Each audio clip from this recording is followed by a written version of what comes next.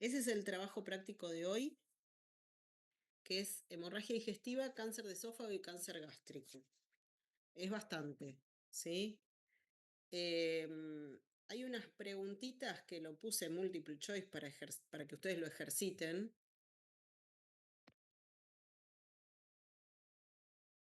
pero bueno, vamos a hablar de esos temas.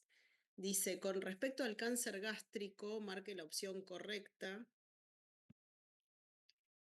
Ahí dice, el estadio 2 se trata con mucosectomía, el estadio 3 con gastrectomía y quimio, el estadio 4 con gastrectomía sola y el 1 con radioterapia. Bueno,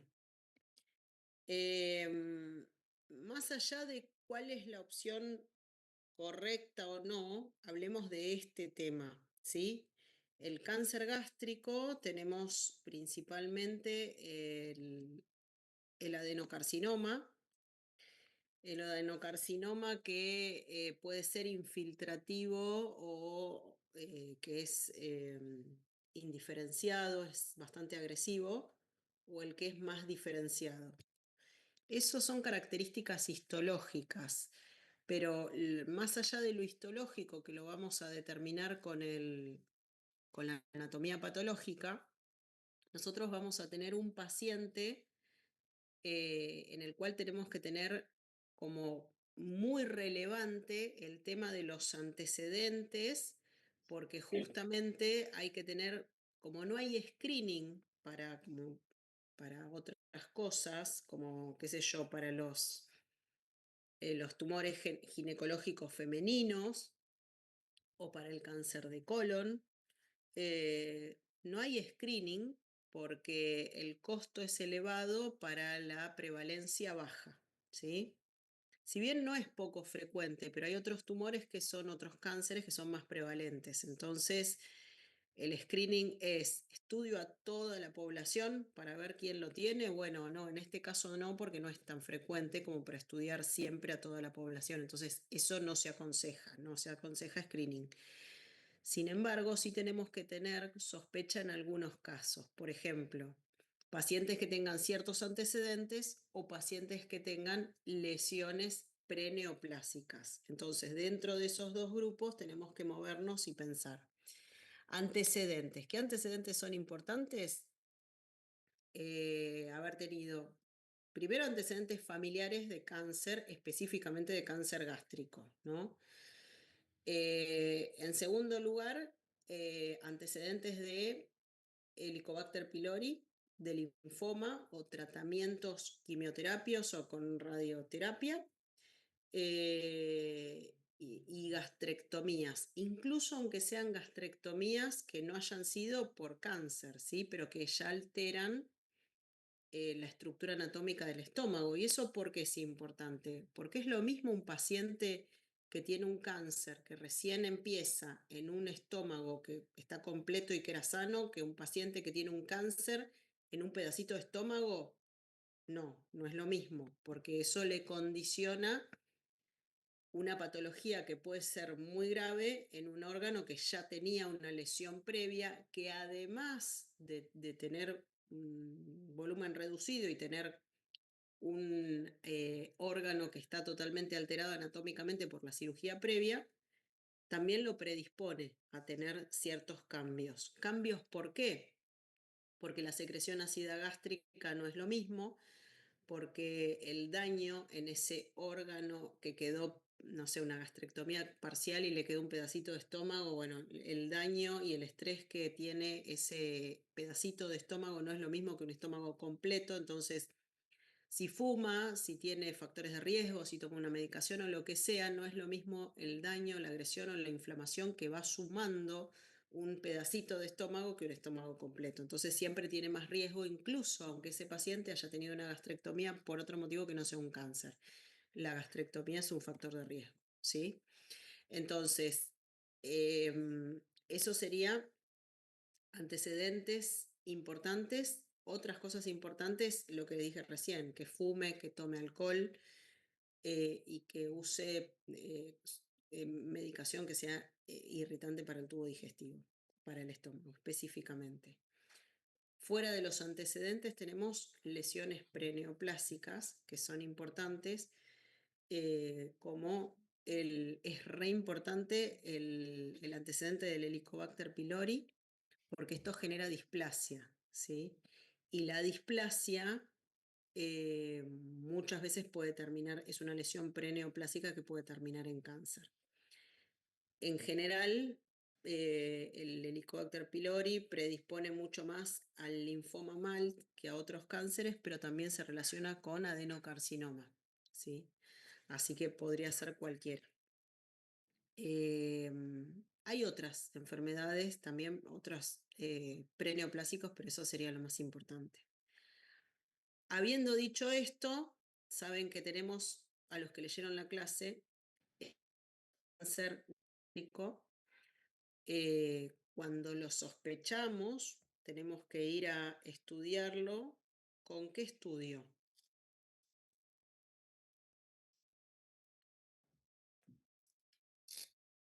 Una veda para realizar la biopsia. Muy bien. Es re importante la endoscopía porque hay otras opciones que incluso los dice en la clase o que se hacían antes, como la seriada esófago gastroduodenal, que me sirve para el esófago, para el estómago y para el duodeno, pero que ven lesiones cuando ya están avanzadas. Entonces, además que las ven la forma nada más. No puedo tomar una muestra de biopsia, ni puedo hacer un tratamiento, ni puedo hacer nada más.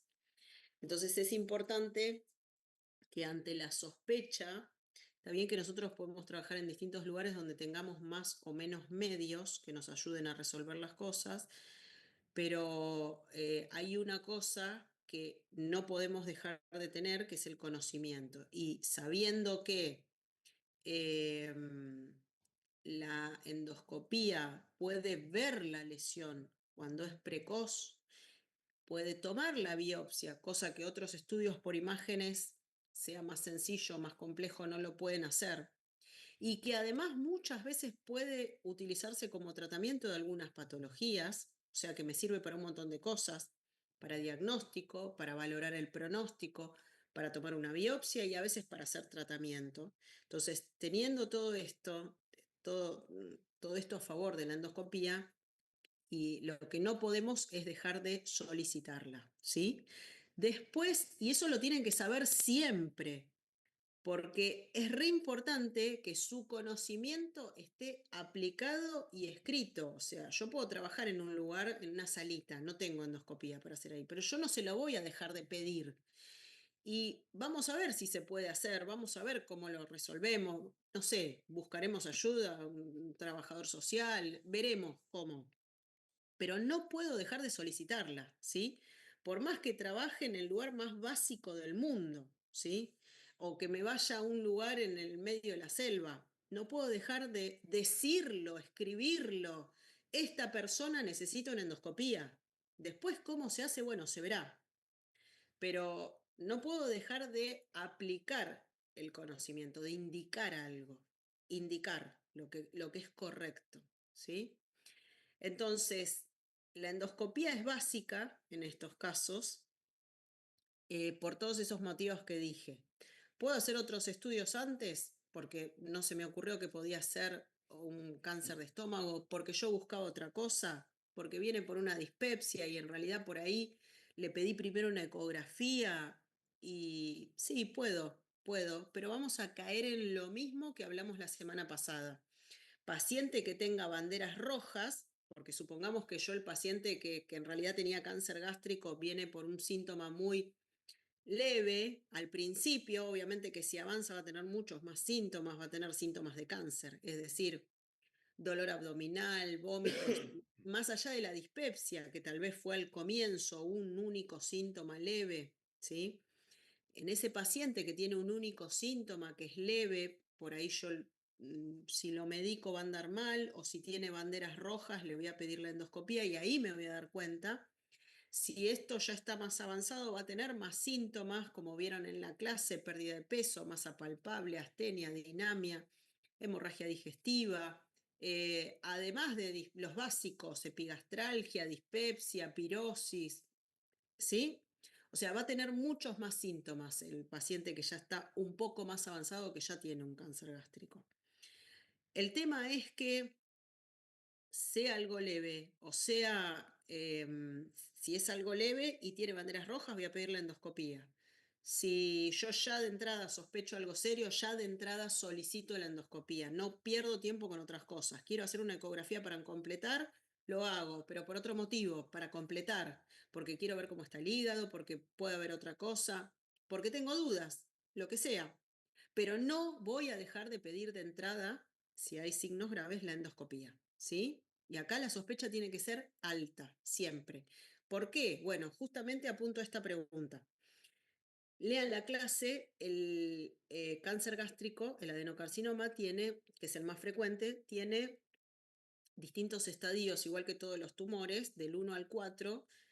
El 1A específicamente, en general, se diagnostica cuando nosotros tenemos una alta sospecha, no quiero decir que tenga demasiados síntomas, que es algo avanzado. Tengo sospechas, le hago la endoscopía bien precozmente y veo una lesión en la endoscopía que se biopsia y es adenocarcinoma. Puedo solicitar en ese caso estudios para ver el estadio, ¿sí? ¿Leyeron cómo evaluamos el estadio del cáncer gástrico? Sí, Con era por tomografía computada, Ese es uno. Y hay otra cosa importante.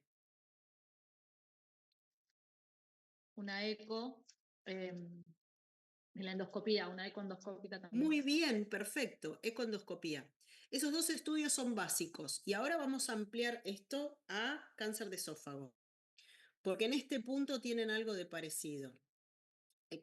Hago un paréntesis y hablo un poquitín de cáncer de esófago. Cáncer de esófago en el mundo, el más frecuente es el adenocarcinoma. En Argentina no. Es menos frecuente el adenocarcinoma en el esófago nada más. Es más frecuente en el esófago el carcinoma epidermoide o carcinoma escamoso. Es lo mismo, ¿sí? Ese es el más frecuente y después le sigue con menor frecuencia el adenocarcinoma. Más allá de cuál sea la estirpe etiológica que lo generó, que lo voy a saber cuando esté en la anatomía patológica, son agresivos, son malignos y los síntomas que me va a dar, también hay lesiones preneoplásicas, tengo que tener alarma, tengo que tener, mantener una sospecha, pedir la endoscopía, hacer el diagnóstico, lo más precozmente que se pueda.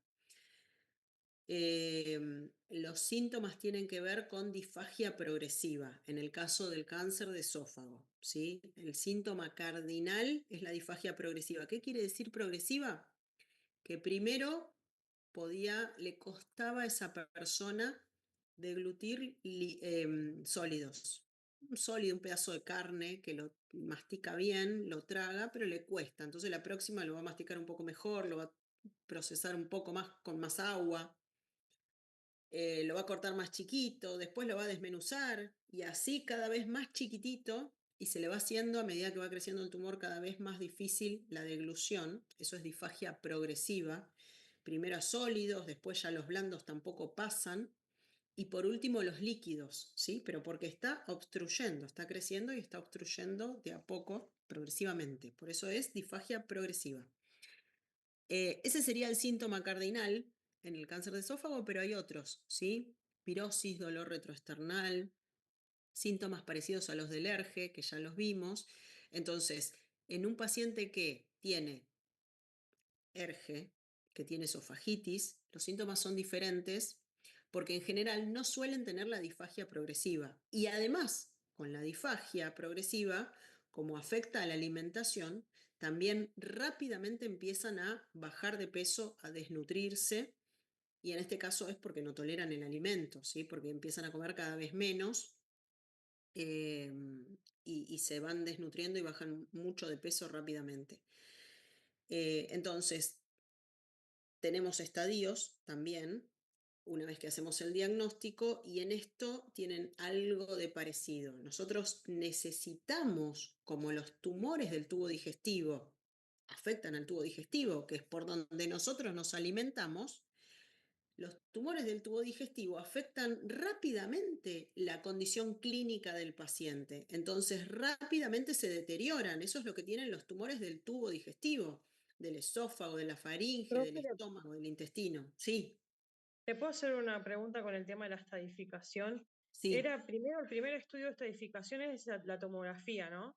Después sigue el de emisión de positrones, endoscopía y broncoscopía.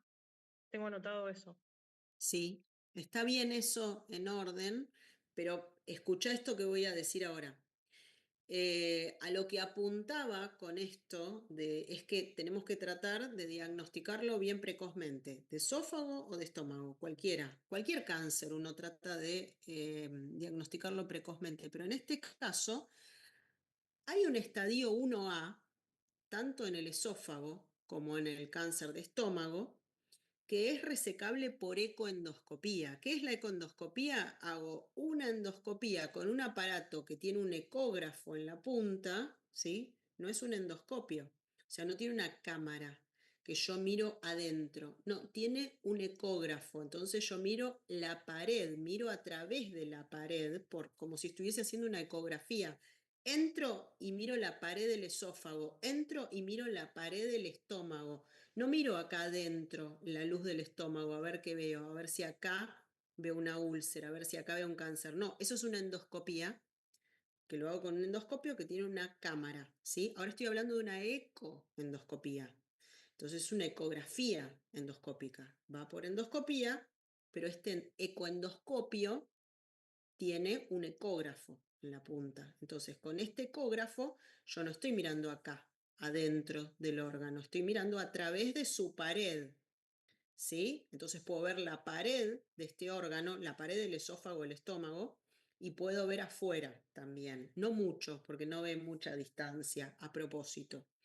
Entonces, ¿para qué me sirve la ecoendoscopía? Y es re importante en el cáncer de esófago y en el de estómago, estudianlos por separado, pero en esto tienen lo mismo.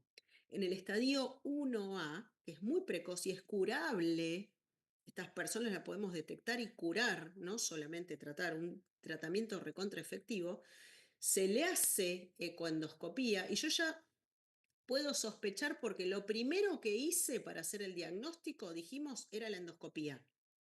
Porque lo sospechaba o no lo sospechaba, no importa, me encontré con un cáncer, ¿sí? De esófago o de estómago. Es chiquitito, yo sospecho, no es alto tumor gigante que infiltra y deforma todo el órgano, no, es un tumor chiquito. Podría ser un estadio 1A, 1B, 2, no sé, es chiquito, tengo dudas. En ese tumor que es chiquito, que yo sospecho que es potencialmente curable, le tengo que hacer la ecoendoscopía, en esófago o en estómago, cualquiera de los dos. Con la ecoendoscopía, que no es la endoscopía, es la ecografía endoscópica, ¿sí? Hago la ecoendoscopía, entro y lo que voy a mirar, donde está ese tumor que yo ya biopsié y ya sé que es un cáncer de esófago, pero ahora quiero ver el estadio, voy a mirar hasta dónde llega. Entonces, con ese ecógrafo voy a ver si afecta. ¿Se acuerdan de las capas del tubo digestivo? Mucosa, submucosa, muscular y serosa. ¿Se acuerdan de esto? Sí. ¿Sí? Esto es, lo vimos en nutrición y regulación en segundo año, si no, lo van a repasar. Entonces, estoy hablando de las paredes. Paredes del esófago, paredes del estómago, las 4 capas que tiene todo el tubo digestivo. Miro a través de esas 4 capas y veo hasta dónde llega ese tumor. Si ese tumor que yo vi por endoscopía en la superficie, lo veo por ecoendoscopía, y ese tumor me afecta solo la capa mucosa, eso es un estadio 1A y es curable recontra fácil. En esófago o en estómago. Es igual, es un estadio 1A y es curable en los dos y el tratamiento es el mismo. El tratamiento es mucosectomía. ¿Por qué es mucosectomía? Porque ese tumor afecta solo a la mucosa, ¿sí? Mucosa, submucosa, muscular y serosa. De las 4 capas afecta solo a la mucosa. O sea, es muy superficial, ¿sí? Ahora, si miro por ecoendoscopía y veo que el tumor se mete y ya llega a la lámina propia, o a la submucosa, o a la muscular, o a la serosa, o sale del estómago, o incluso veo a través de la pared que hay ganglios que están infiltrados afuera. ¿Eso es un estadio 1A? No, ¿sí?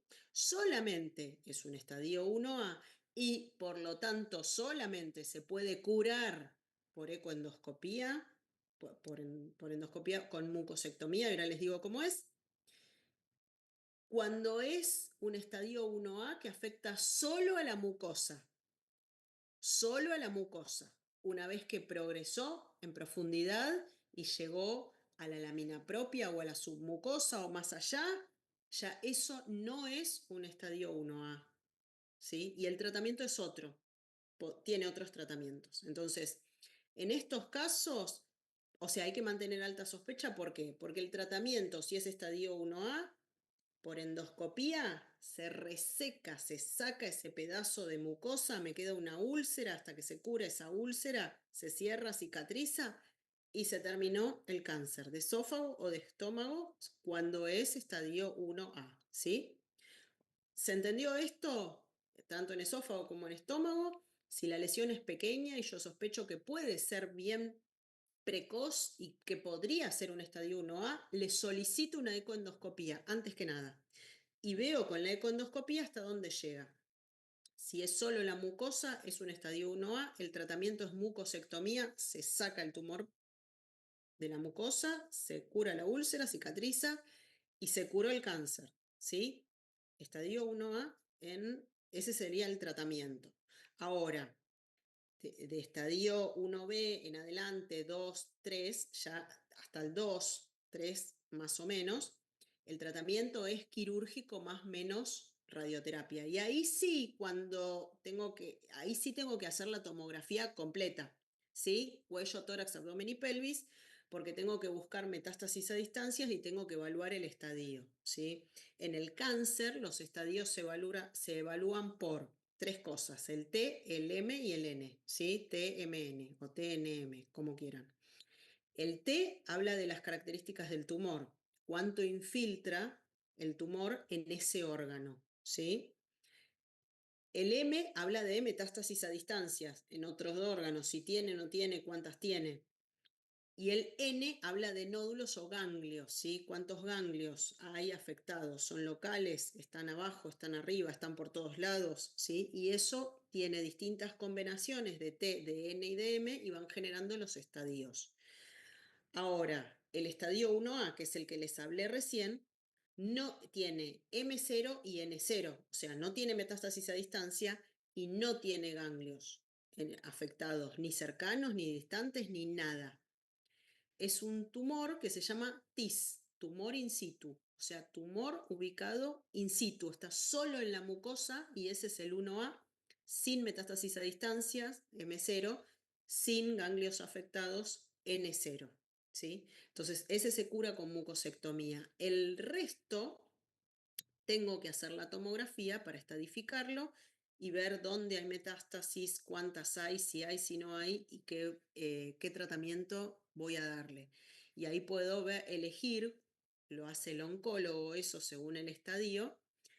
No hace falta que sepan todos los estadios de cada uno de los tumores, porque eso cuando se trata de un tumor, primero lo voy a derivar al oncólogo, que va a ser el que va a decidir eso, y además el oncólogo muchas veces no sabe de memoria los estadios, o tal vez sí porque los usa siempre, pero bueno, es ver, bueno, cuánta metástasis tienen los ganglios, cuánta distancia, cuánto en otros órganos, y se saca la cuenta y se calcula el estadio. Habiendo visto el estadio, ahí decido qué tratamiento se hace, lo que lo hace el oncólogo. Y en general, del 2 al 3, estadio 2 y 3, ¿sí? El 1B también, en general es quimioterapia y cirugía, ¿sí? Quimioterapia puede ser antes y después de la cirugía, y si el paciente hubo que operarlo prontamente para que eso no avance, entonces se opera y luego se hace la quimioterapia, ¿sí? Si es antes de Profe, la ¿puedo hacer cirugía una se consulta? llama neoadyuvancia, si es después de la cirugía se llama adyuvancia, puede ser ambos también, y ahí escucho la pregunta, ¿eh?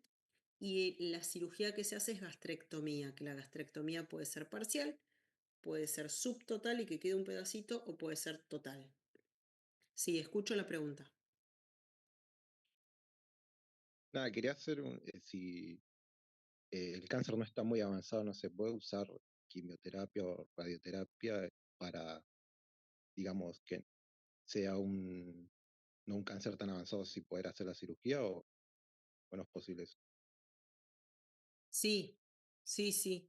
No en todos, pero si es un estadio 2, muchas veces se puede hacer neoadyuvancia, es decir, quimioterapia antes de la cirugía para intentar reducirlo y hacer una cirugía y luego continuar con la quimioterapia, ¿sí? Se puede hacer eso, pero depende del estadio. Si ya es muy avanzado, no se hace eso.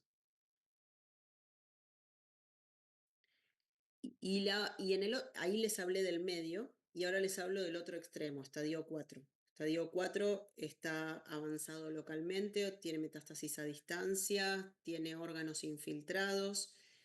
El estadio 4 en general se hace tratamiento paliativo, porque sabemos que en esos estadios las chances de curación son casi nulas. Entonces, no intentamos curar al paciente, sino estirar la sobrevida, prolongar la sobrevida con la quimioterapia, pero igual el paciente va a fallecer de esa enfermedad y aliviar los síntomas. Por eso en el estadio 4 lo que se hace es, en general, no es quirúrgico, no se hace gastrectomía porque no tiene sentido hacer gastrectomía cuando el paciente ya tiene otros órganos infiltrados y no lo vamos a curar, considerando que es una cirugía extremadamente grande y que puede complicar al paciente. Entonces uno le agrega mayor riesgo y comorbilidad innecesariamente, y en ese caso lo que hay que hacer es cosas que le alivien los síntomas, ¿sí?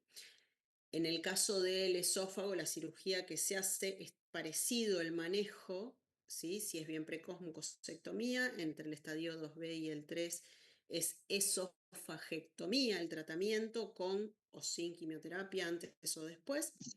Y en el estadio 4, en el esófago también, es paliativo, ¿sí? Y no quirúrgico. O sea que, digamos, el manejo es parecido en ambos, pero es importante que tengan en cuenta algunas diferencias entre los dos cánceres.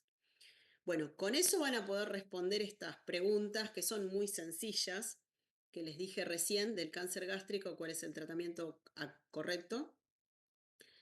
Después hay otra pregunta, la 2, que dice, el cáncer, la gastrectomía es también sobre el tratamiento, habla de lo mismo que les expliqué recién. Acá dice, con respecto al cáncer gástrico, la estirpe histológica más frecuente es el linfoma. No, ya les conté que es el adenocarcinoma. Fíjense que tienen el diferenciado y el indiferenciado, ¿sí? El indiferenciado dice, si se corta nos volvemos a conectar. El indiferenciado dice que tiene células en anillo de sello, que esa es la correcta. Bueno, eso se refiere a la etiología. Con respecto al cáncer de esófago, pregunta también cosas parecidas. Pregunta sobre las lesiones preneoplásicas, cuál es la estirpe más frecuente y los síntomas. La pregunta 5 habla de los síntomas.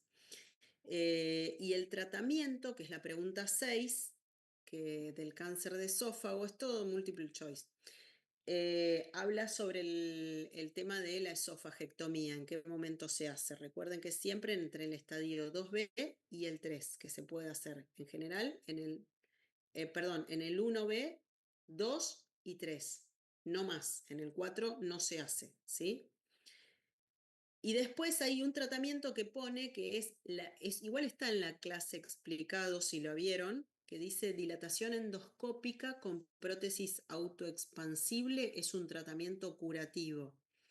Esto no es un tratamiento curativo, es un tratamiento paliativo, porque una de las cosas más importantes que tiene el cáncer de esófago, como les decía al principio, y todos los cánceres del tubo digestivo, es que afectan a la nutrición del paciente, por lo tanto se desnutren rápidamente por la disfagia progresiva que tienen y porque no toleran nada. Entonces, en estos casos se puede usar dilatación por endoscopía con stent, que son autoexpansibles, prótesis o stent, se pone cerrada, se abre y lo que intenta es empujar el tumor. Entonces, no es nunca curativo esto porque no estoy haciendo un tratamiento del tumor, simplemente estoy tratando de que no obstruya el tubo digestivo y que el paciente se pueda alimentar lo mejor posible, entre comillas, ¿no? Considerando que igual tiene una patología que lo pone en un estado hipercatabólico y consume muchas calorías igual. O sea que nunca va a estar adecuadamente nutrido, pero mejor de lo que hubiera estado con la disfagia, para que no tenga por lo menos la disfagia. Bueno, dígame, más o menos intenté resumir, no sé si vieron las preguntas o intentaron hacerlas, háganlas, son muy sencillas, son multiple choice.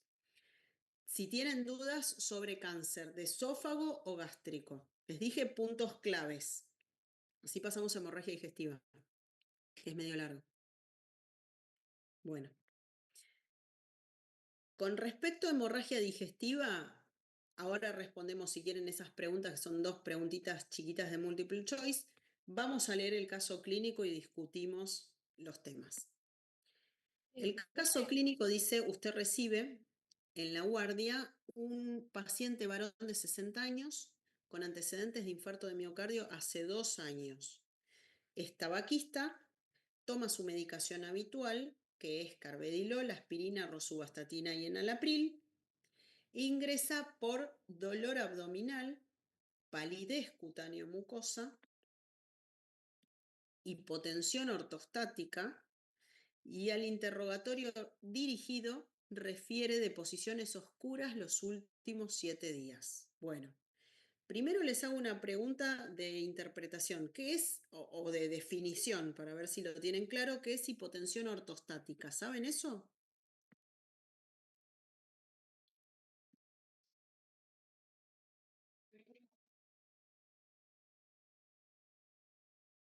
Muy bien, muy bien. En realidad, ortostática es cuando uno pasa de la posición horizontal a la vertical, que puede ser cuando me siento o cuando me paro, y en ese momento nosotros, si lo tenemos que evaluar en un paciente, lo hacemos sentado, no lo hacemos parar porque se nos puede caer al piso y golpear. Entonces lo hacemos en la camilla o en la cama donde esté el paciente, lo hacemos sentar, ¿sí?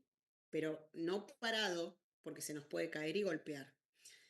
Entonces, en ese paciente que le tomamos la presión acostado y está normal, sin embargo lo sentamos y le baja, tiene que haber una diferencia de más de 20 milímetros de mercurio. Por ejemplo, tiene, no sé, 160 acostado, pero lo siento y le vuelvo a tomar y tiene 80-40, ¿se entiende? Ahí tiene 20 milímetros de mercurio de diferencia. Eso es hipotensión ortostática, ¿sí? Y me habla de que el paciente, a pesar de que acostado tiene una presión normal, está empezando a tener algún signo de hipotensión en alguna posición, que es en la posición vertical, ¿sí? Eso es hipotensión ortostática. Si nosotros no hacemos el tratamiento de la causa o lo que tenga, esa hipotensión después va a estar en todo momento, cuando esté acostado también, ¿sí? Digamos que es un signo bastante precoz la hipotensión ortostática. A eso se refiere ortostática, es decir, le tomaron acostado y estaba bien, pero cuando lo sientan le baja bastante la presión y hay 20 milímetros de mercurio de diferencia. Entonces, eso me habla de hipotensión ortostática, ¿sí? El resto de lo que cuenta, a ver, dice que refiere en los últimos 7 días de posiciones oscuras. ¿Qué nos puede hacer sospechar eso? ¿O qué tengo que preguntar? Porque acá, Y ahí estamos hablando que está haciendo exposiciones con sangre, ¿no? Son oscuras, hay que ver el olor, un olor. ¿cómo se llama eso? Y era melena, no le llamamos Melena. Eso se melena. llama melena, ¿sí? O sea, siempre que tengo un paciente con estos signos, que esto sería palidez cutáneo mucosa, hipotensión ortostática, le puedo sumar otros síntomas que no están acá. Por ejemplo, les agrego taquicardia, disnea al esfuerzo, me hacen un síndrome. ¿Qué síndrome es ese? Palidez, taquicardia, hipotensión ortostática, disnea, cefalea, acúfenos, agrego más síntomas o signos. Anemia puede ¿Qué ser. Muy bien, síndrome anémico es eso, ¿sí? Todo lo que les estoy contando es síndrome anémico, entonces yo tengo que tratar de pensar todos esos síntomas juntos. Si a este síndrome anémico yo le sumo las deposiciones oscuras, siempre tengo que preguntarle al paciente, porque justamente el primer punto dice qué preguntas haría en la anamnesis. Bueno, si la caca es oscura, yo le voy a preguntar específicamente preguntas detalladas para saber si sospecho melena o no. Porque la materia fecal puede ser oscura, pero puede ser marrón, puede ser verde, porque los pacientes dicen oscura y a veces es cualquier cosa lo que les parece oscura. Entonces, uno tiene que ser muy exhaustivo y detallista, ¿sí? Sobre todo con esto. Cuando hay síndrome anémico y sospecho melena, siempre tengo que preguntar muy detalladamente. Pero es negro, negro como esto, le muestro algo negro, como esto, le muestro algo negro, negro, negro, no marrón oscuro, no es esto, que es marrón, o marrón oscuro, o verde oscuro, no, es negro. Si es como esto, es negro, así tengo que preguntar. ¿Tenía olor fuerte? ¿Vio sangre en la materia fecal? ¿Vomitó con sangre? Pregunto otros síntomas, no melena. Pero tengo que ser muy detallista con esto. Si tengo dudas y no sé si se trata de melena o no, ¿hay algo que puedo hacer en el momento del examen físico? Tacto rectal. Muy bien, muy bien. ¿Qué información me va a dar?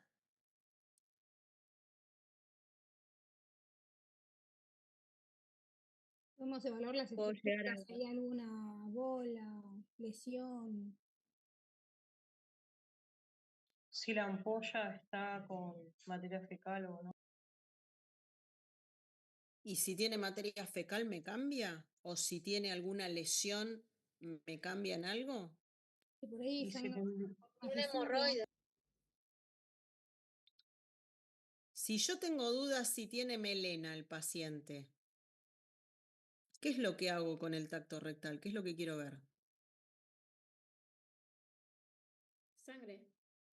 Sangre en el guante cuando terminas el examen de tacto rectal. Exactamente, lo que quiero ver es sangre, pero sangre negra, es decir, melena. Porque, ojo, recuerden que para hemorragia digestiva alta, el síntoma es melena o hematemesis, ¿sí? Para hemorragia